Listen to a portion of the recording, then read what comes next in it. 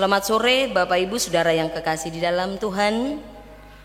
Pada sore hari ini kita akan bersama-sama mempersiapkan diri kita dalam rangka perjamuan kudus Jumat Agung yang akan dilaksanakan pada tanggal 10 April nanti. Mari bersama Bapak Ibu kita mengambil saat teduh.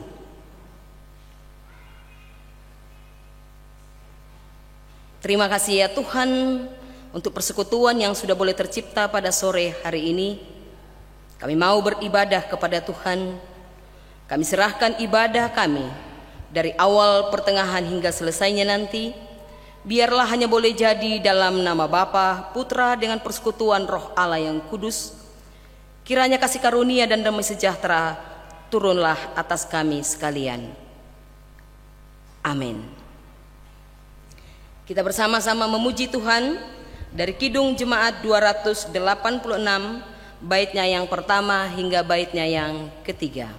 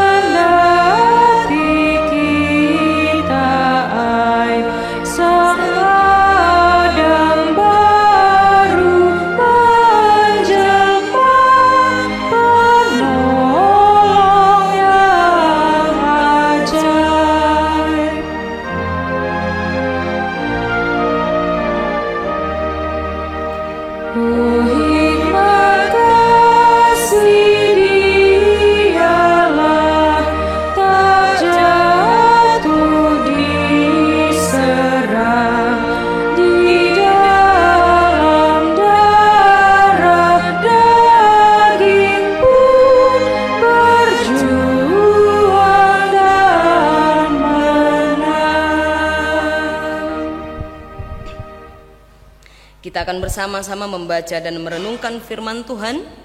Mari kita berdoa. Segala puji dan syukur Tuhan, terima kasih. Kami mengucap syukur kepadamu pada sore hari ini untuk kasih setia Tuhan yang sudah menjaga, memelihara kami sepanjang hari ini dengan kuat kuasa-Mu. Yang Tuhan sudah berkenan boleh mempersekutukan kami dalam ibadah keluarga pada sore hingga malam hari ini. Kami bersama-sama mau membaca dan merenungkan akan firman Tuhan. Karena itu ya Tuhan, urapi kami dengan hikmat dan pengertian-Mu, dengan urapan kuat kuasa-Mu, agar firman Tuhan yang diperdengarkan pada sore hari ini itu tidak akan kembali sia-sia, melainkan akan mengambil bagian di dalam hati dan kehidupan kami. Dan dengan pertolongan kuat kuasa Roh Kudus-Mu dapat kami lakukan dalam kehidupan yang Tuhan percayakan kepada kami. Baik hamba-Mu yang membacakannya, baik kami yang mendengar, kiranya Tuhan menjaga dan melindungi kami semua. Terima kasih ya Tuhan. Di dalam nama Yesus kami sambut firman Tuhan dengan ungkapan syukur. Amin. Kita akan bersama-sama membaca firman Tuhan dari Markus 14 ayatnya yang ke-17 sampai ayatnya yang ke-21. Saya bacakan bagi kita sekalian. Setelah hari malam, datanglah Yesus bersama-sama dengan ke-12 murid itu. Ketika mereka duduk di situ dan sedang makan, Yesus berkata, "Aku berkata kepadamu, sesungguhnya seorang di antara kamu akan menyerahkan aku, yaitu dia yang makan dengan aku." Maka sedihlah hati mereka dan seorang demi seorang berkata kepadanya, "Bukan aku, ya Tuhan." Ia menjawab, "Orang itu ialah salah seorang dari kamu yang 12 ini. Dia yang mencelupkan roti ke dalam satu pinggan dengan aku. Anak manusia memang akan pergi sesuai dengan yang ada tertulis tentang dia. Akan tetapi, celakalah orang yang olehnya anak manusia itu diserahkan. Adalah lebih baik bagi orang itu sekiranya ia tidak dilahirkan." Sedemikian jauh pembacaan firman Tuhan. Yang berbahagia Bapak Ibu dan saya yang boleh mendengarkannya dan melakukannya dalam kehidupan kita hari lepas hari. Amin. Bapak Ibu Saudara yang kekasih dalam Tuhan, dari pembacaan kita pada sore hari ini, saya beri satu tema kecil atau judul kecil adalah teguran bukti cinta. Mengapa Yesus membiarkan Yudas Iskariot mengkhianati dia? Benarkah Yudas Iskariot dipakai atau ditakdirkan untuk mengkhianati Yesus agar Yesus dapat menyelamatkan manusia? Sampai saat ini masih banyak orang yang menganggap tindakan Yudas Iskariot sebagai cara Allah untuk menyelamatkan manusia. Sebab jika Yudas tidak mengkhianati Yesus, maka Yesus tidak akan mati di kayu salib. Itu berarti manusia tidak diselamatkan? Benarkah demikian? Bapak Ibu Saudaraku yang kekasih di dalam Tuhan, pandangan ini jelas-jelas keliru. Tuhan tidak menetapkan seseorang untuk mengkhianati dia. Karena di dalam pembacaan kita sangat jelas, secara terbuka Yesus mengingatkan bahwa di antara para murid akan ada seseorang yang mengkhianati dia. Dan kita juga mendengar dan memahami bahwa Yudas mengerti siapa yang dimaksud oleh Yesus dalam ayatnya yang ke-18. Apalagi kemudian Yesus menubuatkan secara spesifik tentang orang yang akan menyerahkan dia, yaitu orang yang mencelupkan roti ke dalam pinggan yang sama dengan Yesus. Ayat 19, Yesus mengatakan bahwa tanpa pengkhianatan pun, tanpa Yudas melakukan pengkhianatan itu pun, Yesus tetap akan mati, sebagaimana yang sudah telah dinubuatkan di dalam ayatnya yang ke-21. Namun Bapak Ibu Saudaraku yang kekasih di dalam Tuhan, jika Yudas mengkhianati Yesus, maka ia akan celaka. Itu yang disampaikan oleh Tuhan. Kerasnya hukuman yang akan diterima oleh Yudas, itu juga diungkapkan dalam akhir dari pembacaan kita. Adalah lebih baik bagi orang itu sekiranya ia tidak dilahirkan. Namun Bapak Ibu Saudara yang kekasih dalam Tuhan, sayangnya kesempatan-kesempatan yang diberikan Yesus itu disia-siakan oleh Yudas. Peringatan-peringatan yang diberikan itu tidak dipedulikannya. Cinta kasih yang ditunjukkan oleh Yesus kepada Yudas melalui undangan makan Paskah bersama, mencelupkan roti dalam satu pinggan, sampai peringatan yang sangat keras pun tidak membuat Yudas untuk merubah pendiriannya, tidak membuat Yudas untuk bertobat. Kekerasan hatinya membuat ia buta dan tidak peka terhadap suara Tuhan yang mengasihinya. Saudara-saudaraku yang kekasih di dalam Tuhan, inilah situasi hidup manusia seutuhnya. Karena Allah memberikan kepada manusia untuk memiliki kehendak bebas, berkehendak bebas di dalam hidupnya. Namun manusia kadangkala tidak menghiraukannya. Kasih Tuhan mengingatkan kita. Kebenarannya memperingatkan kita. Dia tidak melakukannya dengan tekanan atau paksaan, karena dia tahu bahwa manusia yang dicintainya itu memiliki hati yang luar biasa. Dan dia juga mau mengingatkan Bapak, Ibu, dan saya bahwa adalah tanggung jawab sepenuhnya dari manusia itu yang memiliki kehendak bebas itu, bila ia menolak tawaran kasih Allah dan mengabaikan peringatan suaranya, pada akhirnya bukan siapa-siapa yang akan menanggung segala sesuatunya, melainkan diri kita sendiri. Kita harus bertanggung jawab atas segala sesuatu yang kita lakukan. Karena itu Bapak, Ibu, Saudaraku, ketika kita mendengar suara Tuhan, jangan keraskan hati. Kiranya Bapak, Ibu, Saudaraku yang kekasih di dalam Tuhan, undangan kasih Tuhan melalui perjamuan kudus Jumat Agung pada hari Jumat nanti, mari kita respon dengan baik. Mari kita respon dengan kelembutan hati. Kita mengambil bagian di dalamnya, agar kita boleh disapa oleh kasih Tuhan, oleh cinta kasihnya, melalui roti dan anggur, tubuh dan darah Tuhan, sebagai wujud cinta kasihnya kepada kita. Dan biarlah melalui roti dan anggur, tubuh dan darah Kristus itu, kita senantiasa bersatu di dalam kasih dan kesetiaan di dalam Tuhan. Tuhan memberkati. Amin. Kita mengambil saat teduh.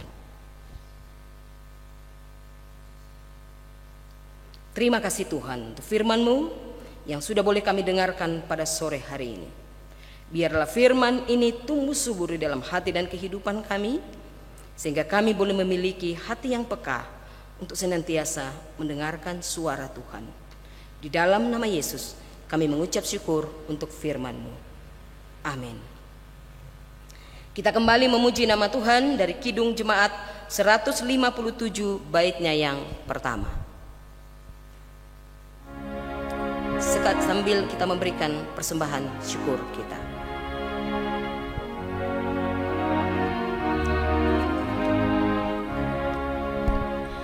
Insan tangisi dosamu, ingatlah Kristus menempuh jalan penuh sengsara, dan bagai hamba terendah ia kosongkan dirinya menjadi perantara yang mati dihidupkannya, yang sakit disembuhkannya, yang hilang ia cari, berkorban diri akhirnya, memikul dosa dunia di atas kayu salib. Kita bersama-sama bersatu dalam doa syafaat. Kita berdoa. Terima kasih ya Tuhan untuk waktu dan kesempatan yang Tuhan sudah berikan kepada kami. Kami boleh beribadah kepada Tuhan. Kami boleh memuji dan memuliakan nama-Mu. Kami boleh mendengarkan akan firman kebenaran-Mu. Kami boleh menaikkan doa-doa syukur kami, doa-doa permohonan kami. Bahkan kami boleh memberikan persembahan syukur kami. Jika di dalam ibadah ini ada hal yang tidak berkenan kepada Tuhan, dengan penuh kerendahan hati kami mohon ampun. Tuhan ampuni dan kasihani kami, agar kami layak untuk menghadap hadirat Tuhan yang kudus. Melalui syafaat kami pada sore hari ini ya Tuhan, kami datang membawa akan segenap jemaat Tuhan dimanapun mereka berada. di dalam segala perkara hidup yang mereka alami saat ini. Kami mau berdoa ya Tuhan, bagi jemaat Tuhan yang sedang terbaring sakit. Mari Tuhan Engkau jamah tubuh yang sakit. Kau berkati setiap perawatan yang diberikan kepada mereka.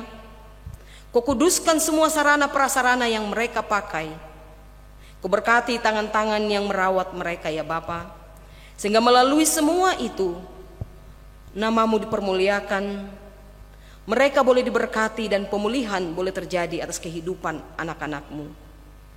Kami berdoa untuk jemaat Tuhan yang susah hati, yang tawar hati, bahkan yang mungkin berduka cita. Kiranya Tuhan kuatkan dan mampukan mereka untuk melihat setiap kemuliaan Tuhan di dalam segala perkara hidup yang kami alami. Dan biarlah kami semua senantiasa menyadari bahwa Engkau Allah yang setia, tidak pernah meninggalkan pekerjaan tangannya. Kami juga mau berdoa ya Tuhan, untuk anak-anak Tuhan yang undur dari persekutuan ini. Kami tidak tahu apa yang menjadi halangan bagi mereka, tapi kami memohon belas kasihan Tuhan untuk merangkul mereka kembali, membawa mereka kembali ke tengah-tengah persekutuan ini.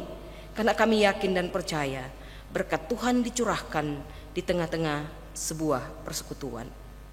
Kami juga mau berdoa Tuhan untuk anak-anak Tuhan yang saat ini bersuka cita karena ulang tahun pernikahan, karena ulang tahun secara pribadi.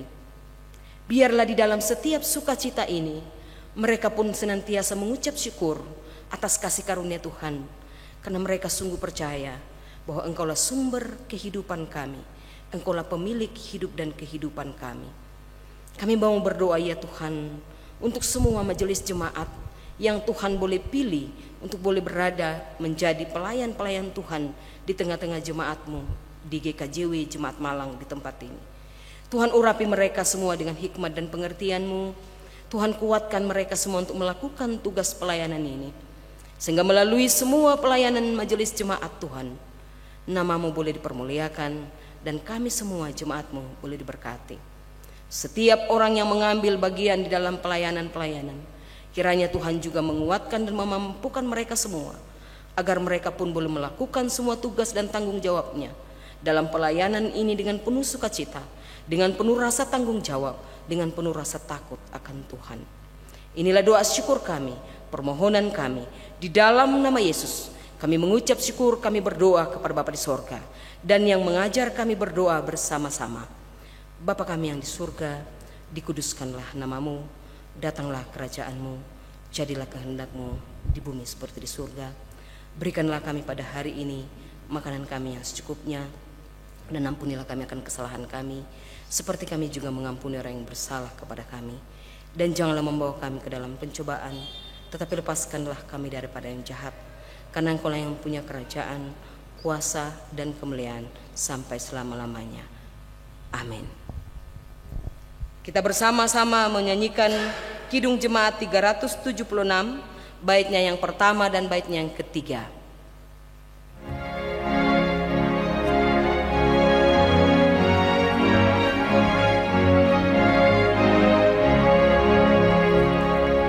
Ikuti Kau saja Tuhan, jalan damai bagiku. Aku selamat dan sentosa hanya oleh darah-Mu.